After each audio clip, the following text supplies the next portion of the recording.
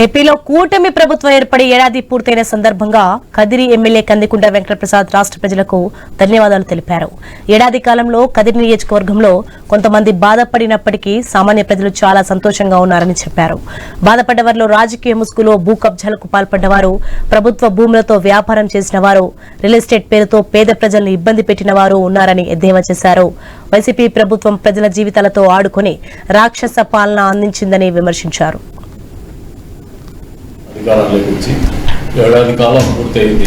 ఈ సంవత్సర కాలంలో గత ప్రభుత్వం యొక్క అరాచక పాలన, ఆర్థిక విధ్వంసం, వ్యవస్థల విధ్వంసం జరిగినటువంటి తీరుతెన్నులు రాష్ట్రాన్ని దాదాపు అగాధంలోకి నెట్టేసినటువంటి పరిస్థితి.